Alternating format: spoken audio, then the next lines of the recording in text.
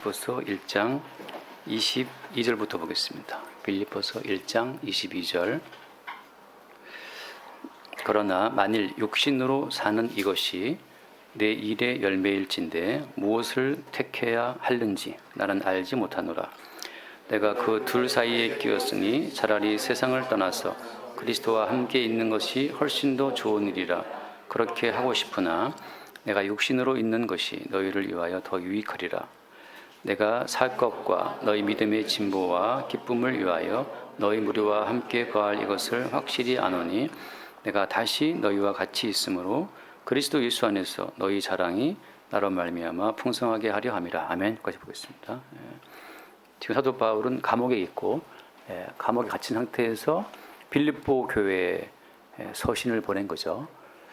감옥에 갇힌 사람으로서는 너무 괴로울 수도 있잖아요. 감옥에 갇혀 있으니까. 그럼 어떤 마음의 소원이 생기겠어요? 빨리 석방되든지, 빨리 석방되어서 자유로운 몸이 되기를 바라는 그 소원이 더 크겠죠. 근데 지금 오늘 바울은 뭘 바라냐 하면 빨리 죽기를 바랍니다.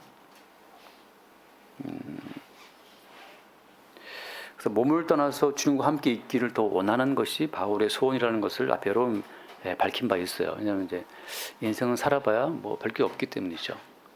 인생을 더 산다고 해서 뭐 더 좋은 일이 있습니까? 인생은 살수록 고통스러운 거기 때문에 빨리 가는 게 사실은 좋을까요? 빨리 가는 게. 근데 대부분 이제 바울도 그렇지만 빨리 가기를 바라죠. 근데 오늘 말씀에 뜻밖의 말씀을 하고 있습니다. 22절에 보면 그럼 만일 육신으로 사는 이것이 내 일의 열매다. 그리고 그 다음 말씀 보면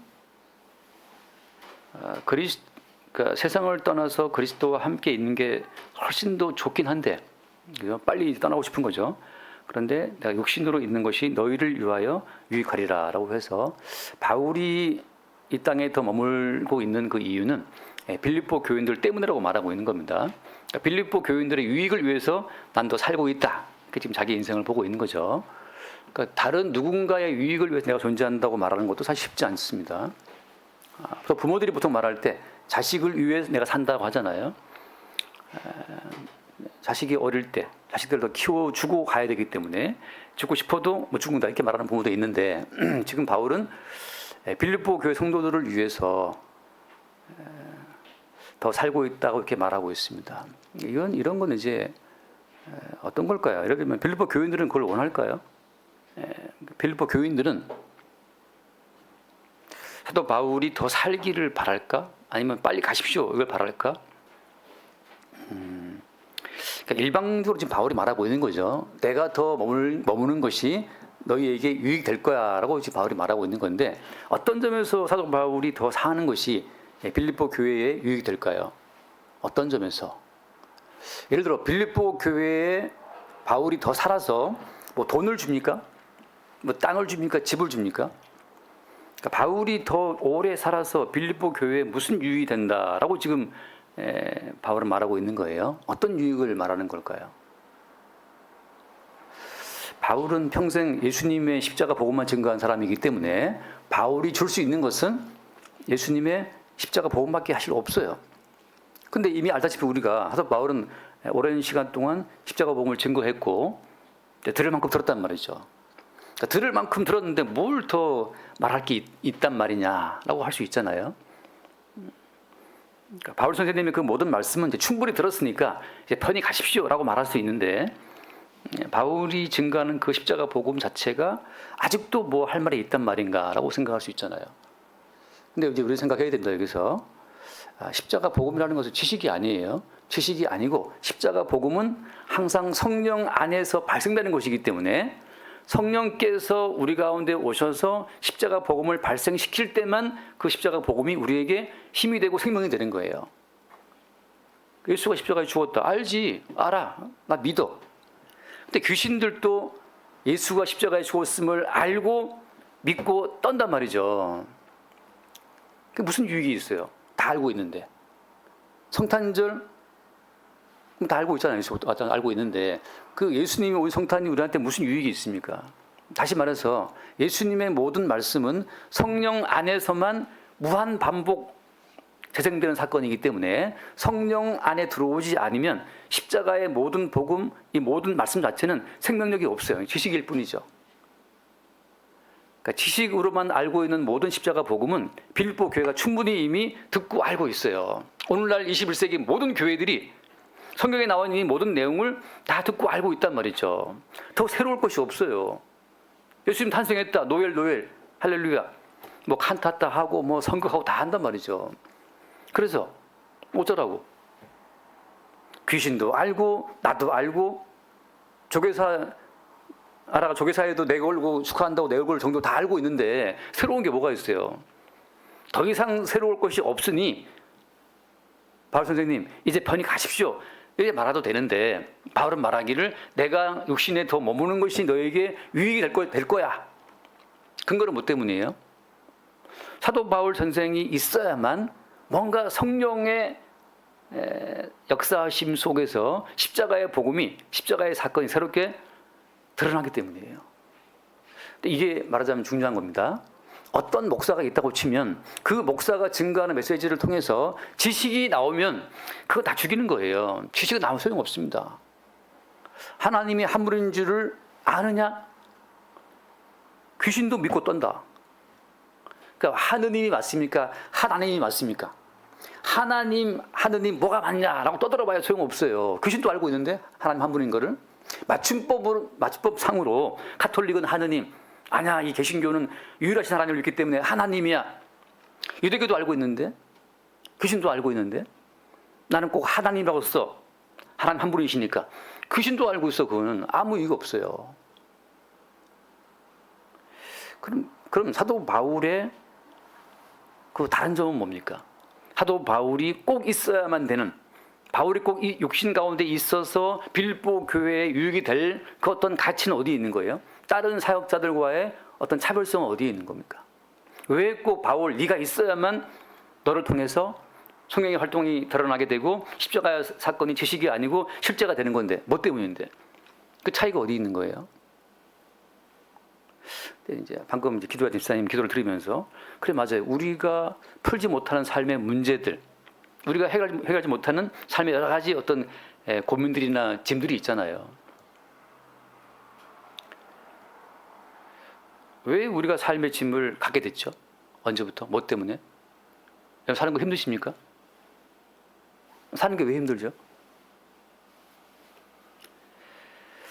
근데 성경대로 말하자면 살고자 하기 때문에 사는 게 힘들어요. 성경은 우리를 살게 하는 게 아니고 일단 우리를 싹 죽입니다. 하나님께서는 먼저 우리를 죽이시는 분이지 먼저 있는 우리를 살리시는 분이 아니란 말이죠. 있다는 것 자체를 없애버리고 그 없애고 없는 세계 가운데에서 새롭게 쑥 끄집어내는 게 이 모든 말씀이지, 현재 있는 나를, 그 있음의 세계를 더 풍족하게 세워가시는 분이 아니에요.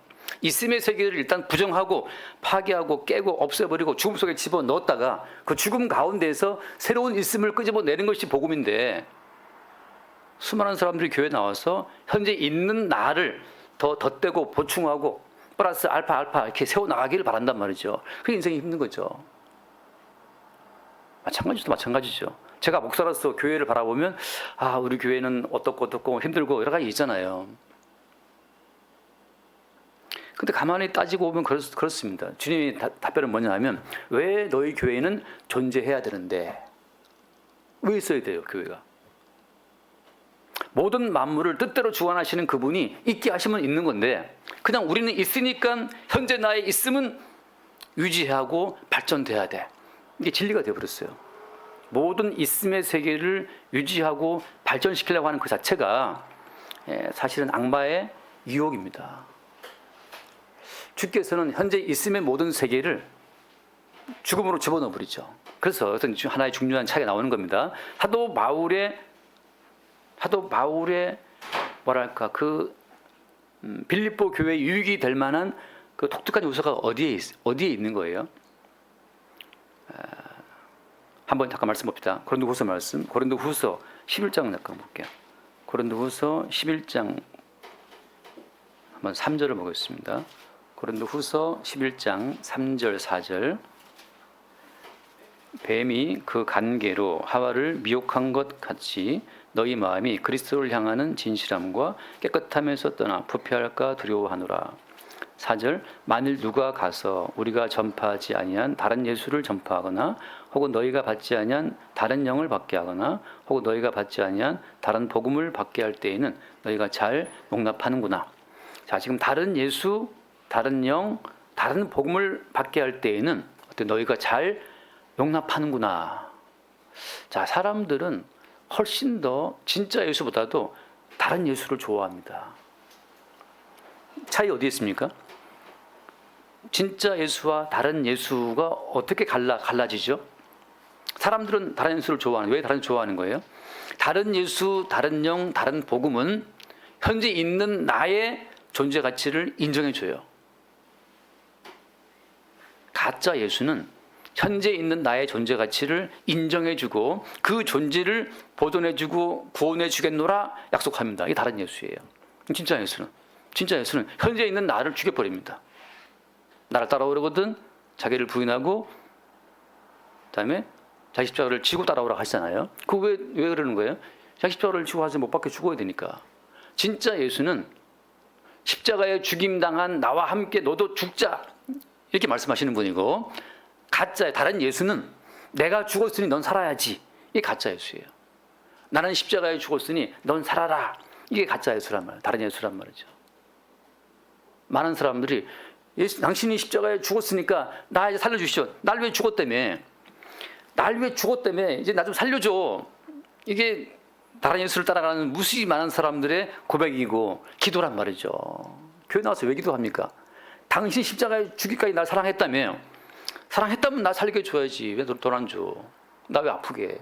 나 안 낫게 해주고.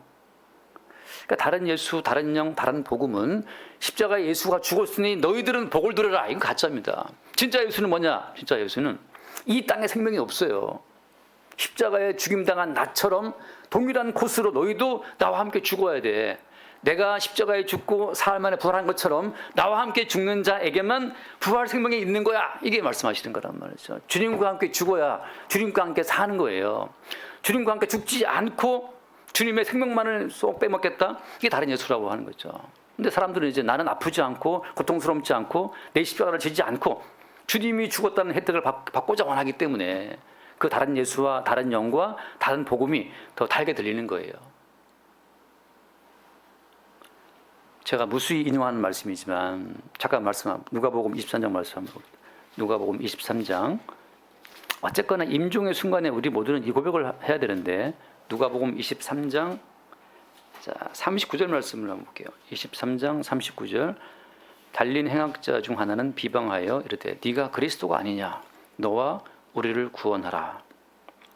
자기 지옥 갈 강도, 지옥 갈 행악자의 고백은 뭐냐 하면 너와 우리를 구원하라. 그럼 지옥 갈 강도도 구원을 이야기해요. 구원 말한다고 그 사람 믿음이 온전하다고 인정할 수 없어요. 예수 이름 부른다고 그 사람 믿음이 온전하겠습니까? 그 다음 같이 봐요. 40절. 하나는 그 사람을 꾸짖어 이르되 네가 동일한 정죄를 받고서도 하나님을 두려워하지 아니하느냐. 자, 우리는 우리가 행한 일에 상당한 보응을 받는 것이니 이에 당연하거니와. 이 고백이 중요한 거예요. 우리는 우리가 행한 일에 상당한 보응을 받는 것이니 이에 당연하다. 자, 우리가 지금 인생을 살면서 겪게 되는 모든 고난과 아픔은 당연한 거예요. 그 여기 말씀처럼 우리가 행한 일의 보응이니까 인과응보입니까? 인과응보 아니에요. 인과응보라고 말을 할 때는 항상 뭘 깔고 있습니까? 내가 악행했으면 벌 받지만 내가 선행했으면 복 받는다고 생각하잖아요. 그게 인과응보 생각한단 말이죠.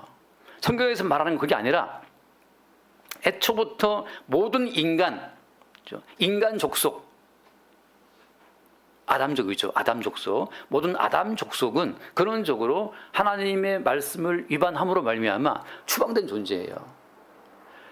개인적으로 내가 뭘 해서가 아니고 이미 인간의 대표인 아담이 선악과를 먹고 타락함으로 말미암아서 하나님 앞에 이미 사형 선고를 받은 족속이란 말이죠.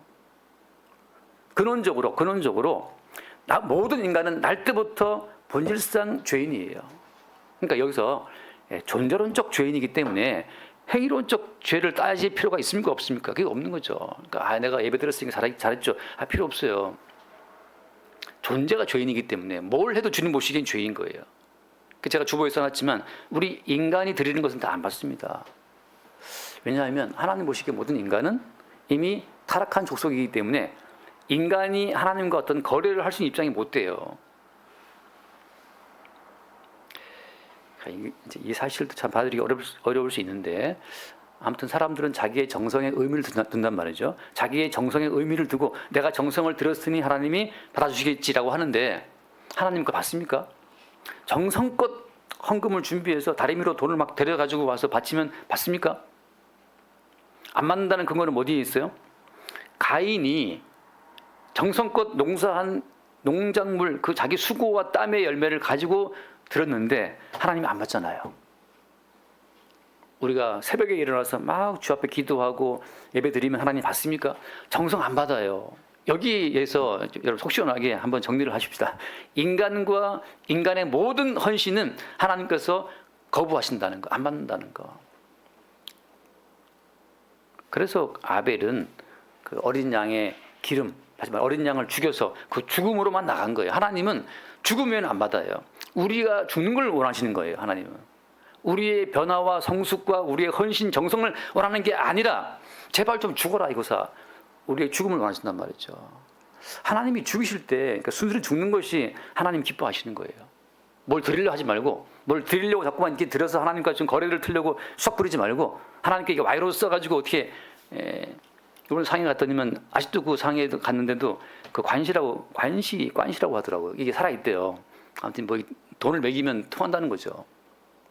하나님께 정성을 매기면 통하겠습니까? 하나님께 이렇게 좀 비비면 하나님께서 정성을 보시고 가상히 여겨서 복 주시겠냐 말이죠. 그건 우상이란 말이죠. 우상. 그건 타 종교에 있는 거고, 성경에서 말하는 하나님은 가인이 1년간 땀 흘려 노력한 결실을 들어도 하나님이 안 받습니다. 하나님 오직 어때요? 아벨이 바친 죽음, 그러니까 죽음만 받으신다고 하는 거죠.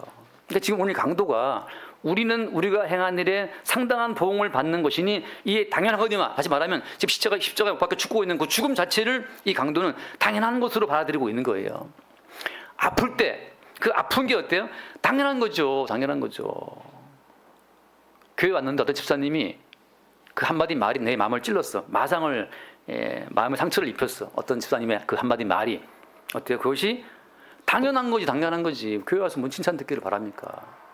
그러니까 누가 나를 욕했으면 할렐루야가 주께 영광이라고, 오히려 주님이 나를 죽이시는구나 기뻐할 수 있기를 바랍니다. 제가 목사다 보니까는 많은 분들이 저한테 개별적 어떤 불평과 불만과 어려움을 많이 토로할 때가 많잖아요. 저는 제 개인적인 어떤 불만을 여러분한테 들을 수는 없잖아요, 또 그죠? 제가 목사기 때문에 그 고충이 있습니다. 제가 라이언 일병 구하기라는 영화를 잠깐 봤는데, 그게 참 제가 잊지 못할 명대사가 하나 있는 거. 다 아마 전투의 달인들이 이제 그 편성된 그 해병대 부대원인데, 사령부에서 내려온 지시가 그 라이언 일병 하나 구해오라는 거였죠. 그래서 그 부대원들이 다 막 성질을 내. 우리는 다 베테랑들인데 무슨 그 일병 하나 구하러 가야 되냐 말이죠. 다 반대하고 뭐 불만이 많아요, 그 부대원들이. 근데 부대원을 끌고 가는 그 중대장이, 그 대위가,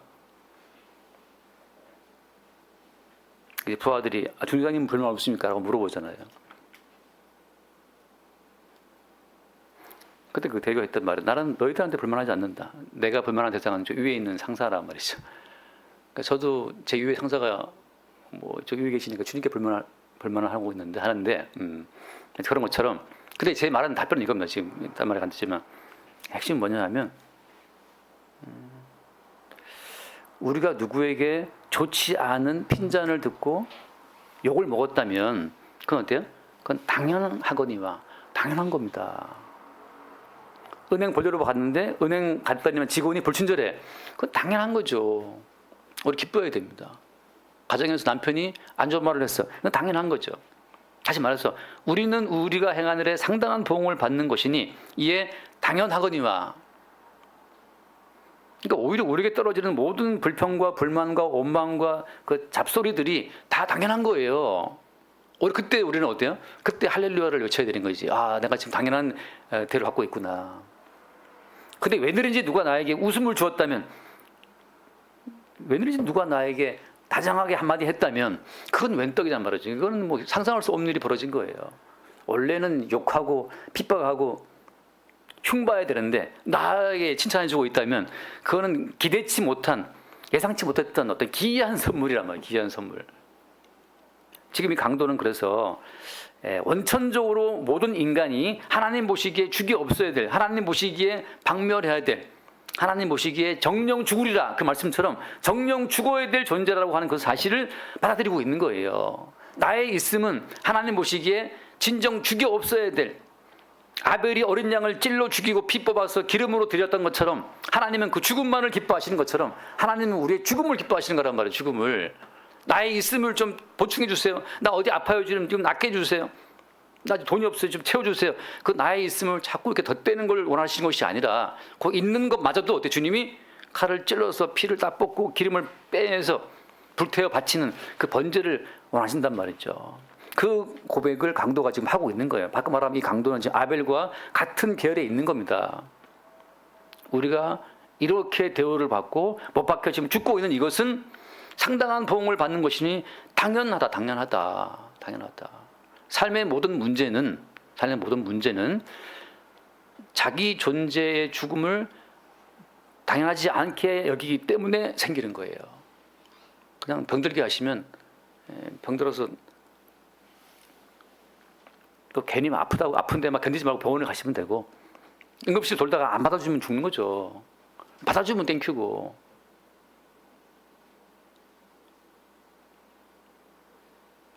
자, 괜한 고집을 부리할 말이 아니라 하나님 보시기에 우리 인간의 위치가 어디에 있냐 하면 십자가 못 박아 죽여도 당연한 위치에 있다는 사실을 받아들이는 것이 믿음이란 말이죠. 믿음은 나 살아야겠습니다 주님, 이게 믿음이 아니고 하나님 보시기에 우리의 처지가 십자가에 못 박아 우리를 죽여도 당연하신 처사입니다 라고 주님의 그 행위에 아멘하는 그 자리, 그 자리가 모든 피조물의 자리라는 것을 말씀하고 있는 거예요. 근데 여기 사람 뭘 발견합니까? 여기서 당연하거니와 이 사람이 행한 것은 옳지 않은 것이 없다. 그 자리에서 어때요? 아무런 죄도 없이, 우리는 이미 본질상 죄인이기 때문에, 존재론적 죄인이기 때문에 우리는 숨만 쉬어도 우리는 죄란 말이죠. 늘 들은 비유처럼 독사가 아직 한 마리도 누구를 물어 죽인 적 없어. 그래도 독사하잖아요. 독이 있으니. 그런 것처럼 모든 인간은 날 때부터 이미 죄성을 갖고 있기 때문에 뭘 하나 안 건드려도 이미 죄인이에요. 그래서 애기도 죄인인 겁니다. 지금 태어난 아기가 뭐 지옥 가냐 천국 가냐 그 논쟁이 지금 수천 년 이어져 오고 있어요. 근데 하나님 보시기에 모든 인간은 죄인으로 태어났습니다. 그게 다윗이 말한 거잖아요. 모친이 죄악 중에 나를 출생했다 한단 말이죠. 그러니까 지금 이 강도는 자기 자신의 모든 삶에 죄인에게 떨어지는 모든 진노의 형벌이 당연합니다. 나를 질병으로 치든 사업의 어떤 어려움으로 치든 관계의 악화로 치든 직장 동료의 험담으로 나를 때리든 모든 당연한 거예요. 근데 왜 직장 동료가 나를 미워하지? 직장 동료의 부당한 대우에 내가 분노하고 있을 때 그 인생이 괴로운 거죠. 그냥 당연한 거예요. 모든 것은. 근데 여기서 어떤 변화가 있는 겁니까? 이 사람의 한 것, 다시 말하면 함께 못 박힌 예수 그리스도가 한 것은 옳지 않은 것이 없다. 저 예수라고 하는 저분은 아무런 죄도 없는 분인데, 저 예수라고 하는 저분은 아무런 죄도 없는 분인데 왜 못 박혔느냐라고 하는 그 예수를 주목하는 그 주목이 이 성도에게, 이 강도에게 떨어진 성령의 은총이라고 하는 거죠. 우리가 인생을, 나는 당연하게 죄인이지만 예수님은 아무 죄가 없이 못 박힌 거란 말이죠. 뭐 때문이에요? 그건 우리의 죄를 대신한 고통이잖아요. 거기서 이제 예수님과 우리가 하나로 연결되는 겁니다.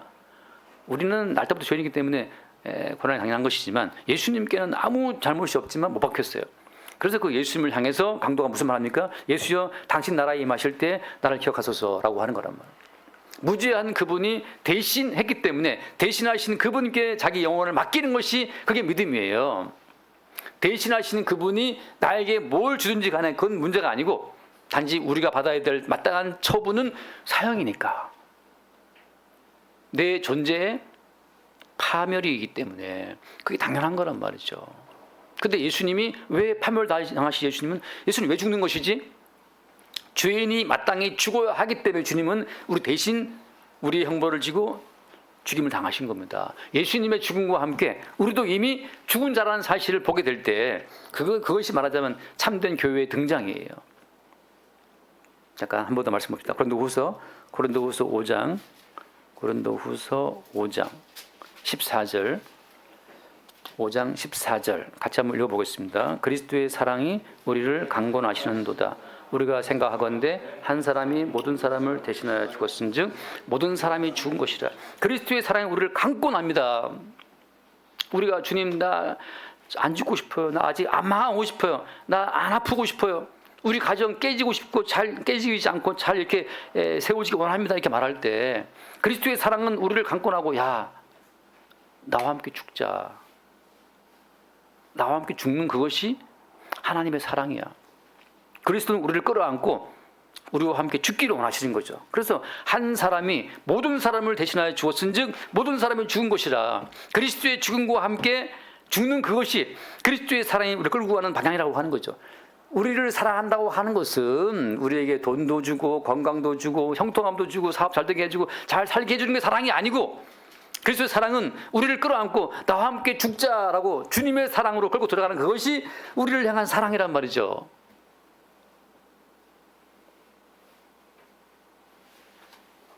나는 안 죽고 싶은데 주님은 평소보다 7배나 뜨거운 풀불 속에서 인자가 우리를 부르고 있어요. 야 이리 들어와.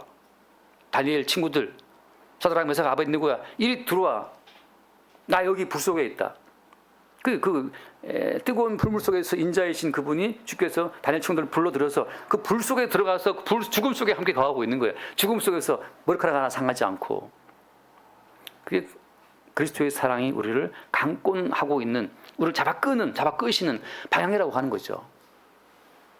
여기서 그 그리스도의 죽음, 십자가의 죽음에 들어가지 않고 좀 망하지 않고 좀 잘되고 좀 형통하고 그 길로 가고 싶어서 주여 주여 부를 때 그 주님이 다른 예수고 다른 복음이고 다른 영이라고 하는 거예요. 지금 사도 바울이 빌립보 교회에 왜 유익이냐 하면 빌립보 교회도 고린도 교회와 똑같이 다른 예수와 다른 복음과 다른 영을 따라가기에 합당한 육체를 갖고 있기 때문에 사도 바울은 그 중간에 서서 그리스도의 사랑이 강권하듯이 빌립보 교회들을 강권하는 겁니다.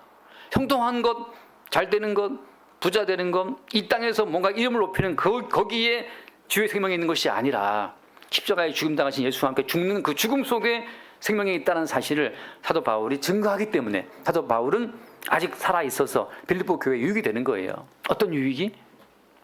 욕심적 삶의 형통이 아니라 그리스도 예수와 함께 죽고 새롭게 사는 그 부활 생명으로 하는 길을 바울이 안내하기 때문이죠. 그러니까 오늘날 교회에서 어떤 메시지를 증거하느냐, 그리스도의 사랑이 우리를 강권 잡아 끌고 주의 사랑으로 끌고 간다고 하는 십자가의 복음을 증거하느냐, 아니면 십자가에 죽은 예수를 이용해서 그대들의 형통함과 그대들의 가정의 형통함과 그대들의 국가와 민족의 번성함을 강조하느냐. 이스라엘 민족이 이방 민족을 본따 가지고 그렇게 이방 나라들의 그 형통함이 부러워서 이방 나라의 우상을 수입해 들여왔잖아요. 마지막은 멸망이죠.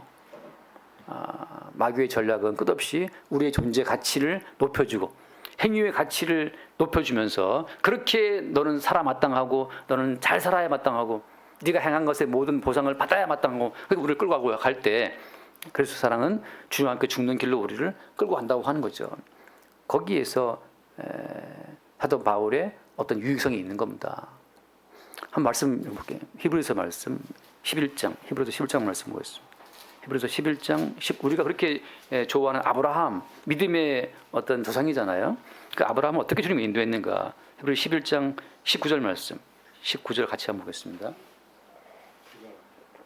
그가 하나님이 능히 이삭을 죽은 자 가운데서 다시 살리실 줄로 생각한지라 비유컨대 그를 죽은 자 가운데서 도로 받은 것이니라.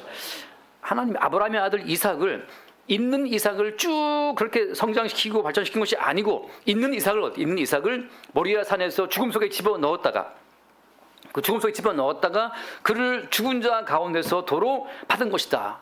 죽음 속에 넣었다가 도로 받는 거예요. 우리의 모든 삶은 주님 날마다 에브리데이 날마다 우리를 죽음 속에 집어넣었다가 도로 받는 생명으로 살게 하는 거예요. 내가 내 생명을 지키기 위한 생존 노력으로 존재해 있는 것이 아니고 매일 주님은 우리로 하여금 십자가 사건을 일으킴으로 말미암아 나는 진작에 이미 죽어도 마땅한 존재였다는 사실을 알게 하는 거죠. 어떻게 지금까지 살아있지? 어떻게 지금 살아있습니까? 무수히 많은 삶의 위기 가운데에서 수없이 많은 죽음의 순간 가운데서 살아있잖아요. 제 친구들도 죽은 친구들이 있고 자살한 친구가 있고 군대 가서 의문사로 죽은 친구도 있고 수많은 친구가 있는데 어떻게 살아있을까? 그래서 우리를 살게 하시는 그분이 우리를 지금도 살게 하고 있는 거란 말이죠. 바꿔 말하면 살고자 하는 나의 생존 의지는 매일 죽음 속으로 주님이 집어넣으시고 살고자 하는 너의 의지, 너의 생존 노력으로 사는 것이 아니야 라고 하는 것을 십자가의 사건을 우리가 확인을 시키시는 거예요. 살고자 하는 나의 의지는 죽어 마땅해요. 그럼 지금 왜 살아있습니까? 너를 살게 하는 분이 너를 살게 했다. 그 사실만을 우리 가운데 주님이 알게 하시는 겁니다. 나의 나됨이 무엇이다? 나됨이 주의 은혜라고 하는 거죠. 그래서 한 번 더 읽어볼까요? 전서 고린도전서 15장 말씀 한번. 고린도전서 15장 10절, 15장 10절. 그러나 내가 나된 것은 하나님의 은혜로 된 것이니 내게 주신 그의 은혜가 헛되지 아니하여 내가 모든 사도보다 더 많이 수고하였으나 내가 한 것이 아니요 오직 나와 함께 하신 하나님의 은혜로라. 그러니까 이런 말을 보면 또 다 은혜주라고 또 쉽게 따라한단 말이죠. 그래서 앞에 제가 항상 강조하는 말이 내가 나 된 것은 라고 말할 때 내가 나 된 것은 I am what I am. I am who I am이 아니고 I am what I am. 내가 나 된 것은 우리는 그냥 그분의 그 무엇이란 말이에요. 무엇. 이걸 창세기에서 뭐라고 표현해요? I am what I am 할 때 그 what 나 된 거라 말할 때 그 what을 창세기는 어떻게 표현합니까? 창세기 1장 말씀에서는 하나님이 하나님의 형상과 모양대로 우리 모든 인간들은 하나님의 형상과 모양, 하나님의 껍데기인 거지 하나님의 어떤 그 외곽 껍데기인 거지 우리가 그 존재의 실체가 아니란 말이죠. 모든 인간들은 존재의 실체가 아니고 하나님께서 거주하시기 위해 지으신 하나님의 껍데기, 하나님의 형상과 모양, 하나님의 겉옷 같은 존재란 말이죠. 모든 인간은 하나님의 그 무엇이에요. 여기에 마귀가 선악과를 먹게 하는 일어나서 인간에게 자아의식을, 주체의식을 집어넣어서 그 주체의식이 하나님과 어떤 거래를 하려고 시도하는 것이지 모든 인간은 하나님의 겉옷처럼 하나님의 형상과 모양으로 지음받은 그 무엇이란 말이죠. 그래서 거듭난 모든 성도는 자기가 자기의 자아됨을 실체됨을 인정할 수가 없어요. 다시 말해서 그냥 뭐냐면 내 속에 계신 그리스도 예수의 활동으로 말미암아 떠밀려 생긴 그 무엇으로 자기를 본다는 거죠. 우리 가운데 주님 본 사람이 있습니까? 아무도 없어요. 심지어 예수님 당시에 예수님과 함께 먹고 마시고 예수를 붙잡고 예수님과 같이 잠도 자고 했던 그 사람들이 오히려 예수를 믿지 않고 예수를 버리고 예수를 죽였잖아요. 육체로 오신 예수가 맞다고 해서 그 예수를 아는 게 아니란 말이죠. 내 존재성이 부정되고 나는 육체로 오신 그 예수님을 담는 그릇으로 자기를 보지 않는 한 우리는 진짜 예수를 만나는 게 아닙니다. 그래서 모든 성도는 보이지 않는 주님의 활동의 결과물로 존재하고 있는 거예요. 넌 뭔데? 나는 보이지 않는 주님의 활동의 결과물이야 라고 자기를 볼 때 그들에게만 어때요? 보이지 않는 주님이 그들 속의 주인으로 살아있다는 증거가 된단 말이죠. 잠깐 한 말씀 드려봅시다. 시편 말씀, 시편 77편 16절 말씀을 보면 시편 77편 16절 77편 16절 하나님이여 물들이 주를 보았나이다. 또 물들이 주를 보고 두려워하며 깊음도 진동하였고 구름이 물을 솟고 궁창의 소리를 내며 주의 화살도 날아갔나이다. 같이 볼까요? 해오리 바람 중에 주의 우레소리가 있으며 번개가 세계를 비추며 땅이 흔들리고 움직였나이다. 근데 여기서 주의 길이 바다에 있었고 주의 곧은 길이 큰 물에 있었으나 주의 발자취를 알 수 없었나이다. 자, 이렇게 바다가 막 밤새 바람 불어 바다가 열리고 홍해 길이 뚫리고 주의 곧은 길이 큰 물 바다 가운데 쫙 뚫려 있었는데 주의 발자취를 알 수 없는 거예요. 해오리 바람이 불고 번개가 치고 땅이 흔들리고 움직이는 그 난리인데 구름이 물을 쏟고 궁창이 소리를 내고 주의 화살이 날아가는 그 아주 엄청난 사건 가운데 오히려 주님은 보이지 않는 거예요. 그런데 어떻게 바다가 열렸지? 누가 열었지 이것을? 이 바람을 누가 보냈지? 누가 이 바다 가운데 고든 길을 딱 준비해 놨었지? 제가 예전에 어떤 그 영상으로 찍은 걸 보니까 이 홍해를 찍었는데 정말 홍해 그 속에 무슨 고속도로처럼 아주 고든 길이 쫙 뚫려 있다는 거예요. 그 무슨 뭡니까? 저 이것을 찍는 사진. 어떻게 홍해 가운데 다 깊은데 고기 볼록하게 솟아나는 그 도로처럼 제방뚝처럼 말이죠. 그 바닷속에 길이 쫙 뚫려 있는 거예요. 그 사방에 뭐 그 당시 뭐 전차밖에 그러네 그게 깔려 있다 그러는데 그것도 제가 보긴 봤어요. 영상을 보긴 봤는데 약간 또 의심이 많다 보니까 이거 뭐 갖다 놓은 거 아니야? 이거 바퀴를 이렇게 의심을 했는데 중요한 건 그 바닷속에 그 제방 같은 고든 길 자체는 누가 놓을 수는 없잖아요. 근데 정말 그 찍은 영상을 봤을 때 그 속에 고든 길이 쫙 깔려 있어요. 그걸 바다가 덮고 있다가 바닷물이 열리면서 고든 길이 드러난 거죠. 근데 이렇게 모든 일을 난리법석 쳤으나 주의 발자취를 알 수 없었나이다. 주님은 보이지 않아요. 단지 보이지 않는 주님이 보이는 사건들을 일으키심으로써 보이지 않는 주님의 살아계심을 증거하는 거란 말이죠. 자, 먼저 성도는 뭐냐? 성도는 하나님의 형상과 모양이기 때문에 하나님은 보이시지 않지만 하나님이 만들어내시고 끌고 다니시는 성도로 말미암아 보이지 않는 주님이 증거되는 거예요. 누가 아브라함을 갈대아 우르에서 끄집어냈냐 말이죠. 누가 모세를 애굽 땅에서 광야에서 다시 애굽에서 백성 끌고 광야로 누가 그렇게 모세를 휘둘렀단 말이죠. 누가 다윗을 목동 8번째 아들에서 끄집어 왕을 세웠단 말이죠. 누가 바울을 가말리알 문화에 촉망받는 정교계의 인텔리였는데 그 사도 바울을 누가 만나서 사울이라고 하는 큰 자였던 자를 누가 그를 쳐서 바울이라는 작은 자로 만들어 십자가를 증거하게 했냔 말이죠. 그걸 바울이 말하기를 나의 나됨은 주의 은혜라고 하는 거죠. 내가 된 게 아니야. 나도 알 수 없는 그분이 주의 발자취를 알 수 없는 그분이 내 속에 들어와 나를 끌고 다니신 거예요. 이렇게 우리 모두는 겨울철 외투처럼 그냥 주의 겉옷이란 말이죠. 그냥 형상이란 말이죠. 우리는 헛개비예요. 주님이 들어오셔서 우리 일생을 이렇게 대한민국 땅에 태어나게 했다가 뭐 전주 왔었던 그 뭐 권사님 딸님이 뭐죠 캐나다 갔다가 뭐 미국 갔다가 우리 권사님 또 일본 갔다가 뭐 미국 갔다가 한국 갔다가 정신없이 주님이 둘러쳐서 지금 또 여기 살게 한단 말이죠. 그러니까 그냥 우리 모두는 다 주님의 겉옷이에요. 그분의 형상과 모양으로 주님이 우리에게 들어오셔서 주님이 우리를 껴입으시고 우리를 입고 왔다 갔다 하신단 말이죠. 그걸 바울이 뭐라고 표현했습니까? 이는 내게 사는 것이 그리스도니라고 한단 말이죠. 우리 안에 사시는 분이 우리가 아니고 그리스도다. 우리 안에 내가 있다라는 그 나라는 인식은 귀신이 만들어놓은 하나의 허상적 자아란 말이죠. 그 우리 속에 들어와 있는 그 귀신이 우리의 자아의 옷을 입고 계속 우리를 몰아치는 거예요. 돈 많이 벌어야 되고 아프면 안 되고 네 가정은 잘 유지가 돼야 되고 너는 성공해야 되고 이 자본주의 사회에서 남부럽지 않게 살아야 되고 자꾸 뭐가 나면 치마를 깊게 입으라고 우리를 미워하는 것이 우리 속에 들어와 있는 귀신인데 오히려 어때요? 주님께서는 항상 자기를 부인하고 십자가를 지게 함으로써 우리 속의 귀신을 쫓아내고 우리 속에 사시는 실체가 십자가에 죽임당하고 부활하신 주님이라는 사실을 알게 하시는 겁니다. 그래서 원래 모든 성도는 나 여기 왜 있지? 라고 할 때 내가 계획 세워서 차곡차곡 왔다라고 말 못해요. 성도라면 말 못합니다. 나의 나된 것은 은혜다. 나 여기 왜 와 있지? 내가 계획한 인생이 아닌데.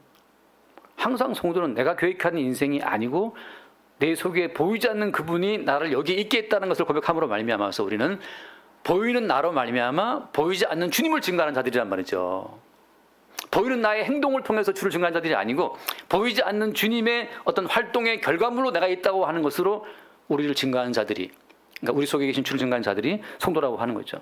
지금 바울은 그 활동으로 말미암아 빌립보 교회들의 유익이 있다고 말하고 있는 거예요. 하나도 말씀합니다. 사무엘상을 보게 되면 사무엘상 8장 7절을 잠깐 보겠습니다. 한번 같이 한번 읽어주실래요? 사무엘상 8장 7절.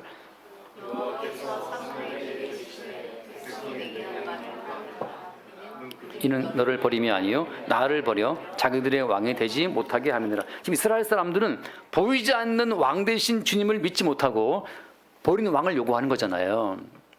자, 원래 이스라엘의 그 내부는 텅 비어 있단 말이죠. 폼페이우스가 지중해 해적을 소탕한 다음에 유대 왕국에 들어와서 유대 왕국은 무슨 신을 믿고 있어? 여호와 믿고 있다고? 어디 신전이 있어? 신전에 들어가 본 거죠. 어떻게 생긴 신인가? 들어갔는데 지성소에 들어갔는데 지성소에 아무것도 없어. 괴짜가 하나 놓여있고.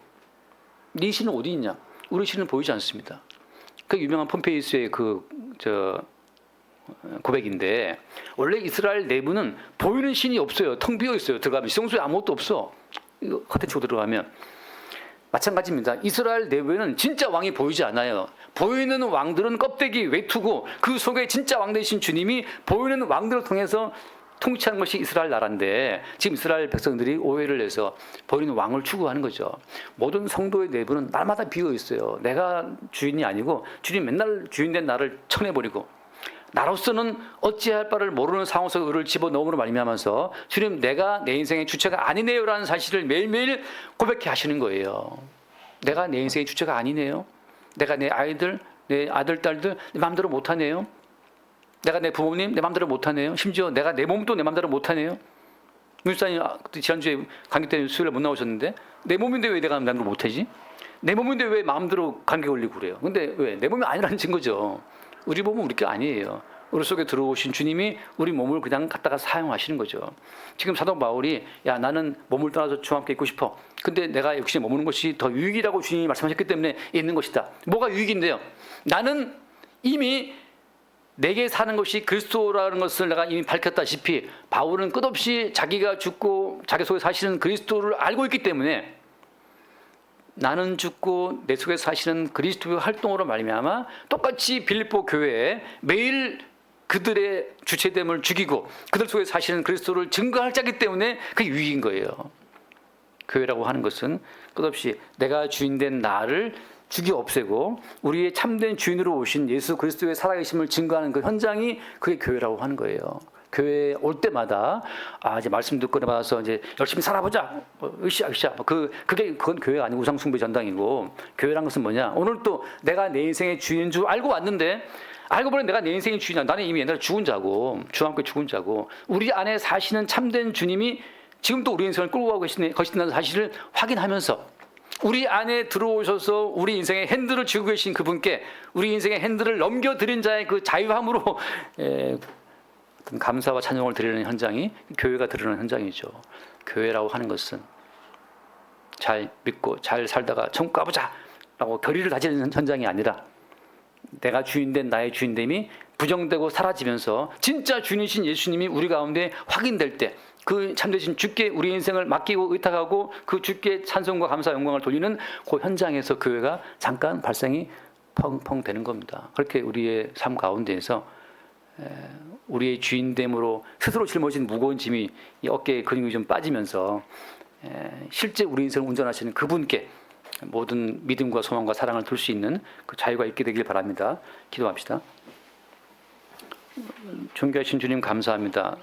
사도 바울 개인도 육신의 머물므로 말미암아서 사도 바울의 육신의 주인 되심, 주의 인도하심을 따라 복음을 증거함으로 빌립보 교회에 유익이 되는 삶을 끌어낸다고 말씀하고 있는 것처럼, 우리도 우리의 삶 가운데 우리 안에 사시는 주로 말미암아 우리 주변의 모든 몸된 지체들에게 유익이 되는 삶을 살아갈 수 있도록 우리를 주도하여 주옵소서. 우리 주 예수님을 기도드립니다. 아멘.